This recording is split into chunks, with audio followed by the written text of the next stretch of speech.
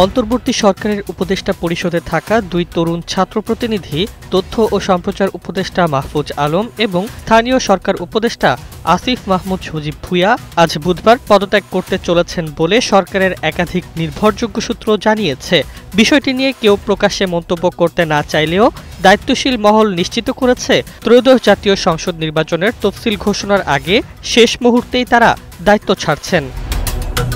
নতুন এবং ফিরে আসা গ্রাহকদের জন্য নগদে চলছে ক্যাশব্যাক সহ প্রতিদিন হাজারো উপহার জেতার সুযোগ। হবে আশা আর ফেরা সারপ্রাইজ সেরা।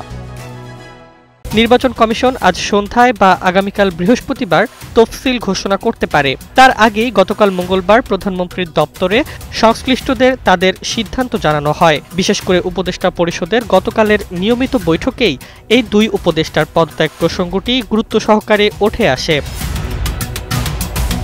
এদিকে স্থানীয় সরকার উপদেষ্টা আসিফ মাহমুদ আজ বেলা ৩টায় সচিবালয়ে সংবাদ সম্মেলন ডেকেছেন।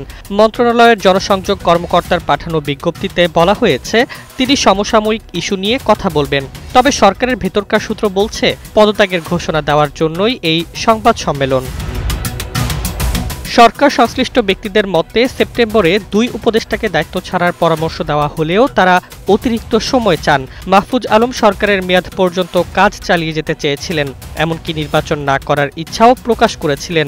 কিন্তু উচ্চ পর্যায় থেকে বারবার তাগাদা আসায় শেষ পর্যন্ত তারা সরে দাঁড়ানোর সিদ্ধান্ত নেন।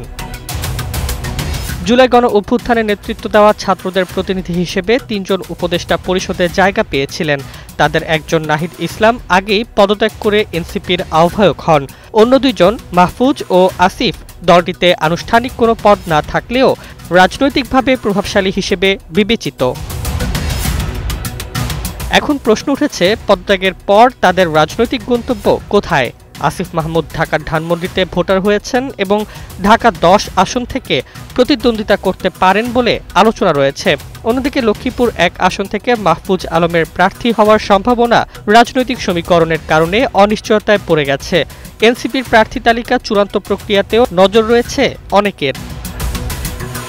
তফসিল ঘোষণার দ্বারপ্রান্তে দাঁড়িয়ে দুই ছাত্র প্রতিনিধির আকস্মিক পদত্যাগ সরকার, প্রশাসন ও রাজনৈতিক মহলে নতুন প্রশ্ন ও সম্ভাবনার জন্ম দিয়েছে।